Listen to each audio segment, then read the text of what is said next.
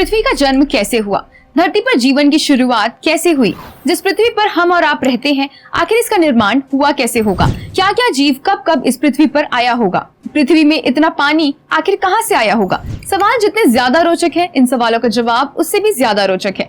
इसलिए इस वीडियो में हम आपको पूरे सिलसिलेवार तरीके से बताएंगे कि आखिर कैसे पैदा हुई थी पृथ्वी और कैसे पैदा हुआ था पृथ्वी पर जीव।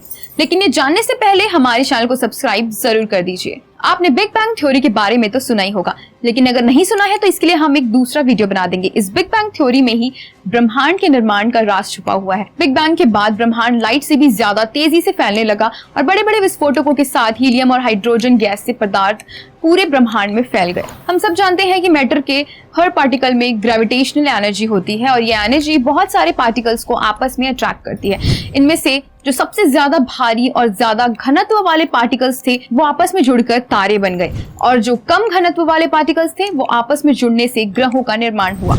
हमारी पृथ्वी भी इसी तरह का एक ग्रह है। वैज्ञानिकों के मुताबिक जब पृथ्वी का निर्माण हुआ था तो पृथ्वी पर हर तरफ ज्वालामुखी का लावा बिखरा हुआ था, लेकिन कालांतर से हाइड्रोजन और ऑक्सीजन का फ्यूजन हुआ, जिसका परिणाम ये हुआ कि पृथ्वी पर सैकड़ों वर्षों तक बारिश हुई, जिसके कारण हमें पृथ्वी पर इतना पानी दिखाई दे रहा है।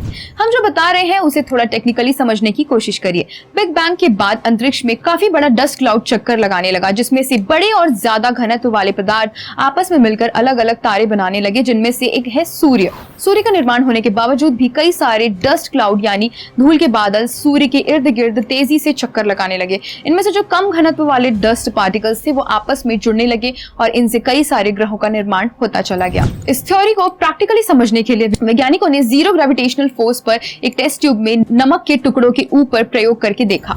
जीरो ग्रेविटेशनल फोर्स पर टेस्ट ट्यूब में रखे हुए नमक के टुकड़ों को जब तेजी से हिलाया गया तो ये छोटे छोटे टुकड़े आपस में चिपकने लगे। हालांकि एटॉमिक लेवल पर ये टुकड़े आपस में नहीं मिल पाए, क्योंकि ये नमक के टुकड़े अपने मेल्टिंग पॉइंट पर नहीं थे। जब कोई पार्टिकल अपने मेल्टिंग पॉइंट की स्थिति में होता है तभी वो एटॉमिक लेवल पर आपस में जुड़ पाता है।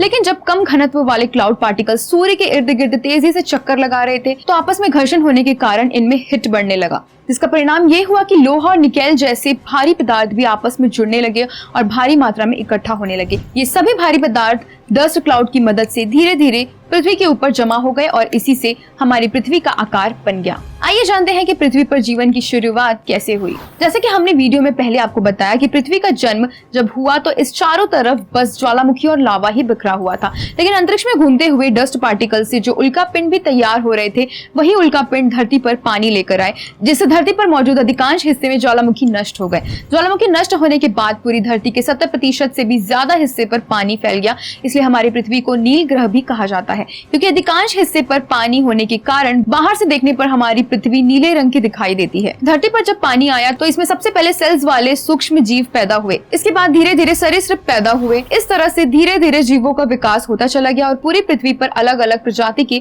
करोड़ों जीव पैदा हो गए। तो दोस्तों, कैसी लगी आपको ये वीडियो? इस वीडियो को लेकर अपने विचार और अपने सवाल कमेंट बॉक्स में जरूर लिखिए। अगर ये वीडियो आपको पसंद आई है तो इस पर लाइक करिए और इस रोचक जानकारी को सभी तक पहुंचाने के लिए जितना ज्यादा हो सके इसे शेयर भी करिए। इसके साथ ही हमारे फेसबुक पेज को भी लाइक और फॉलो करिए।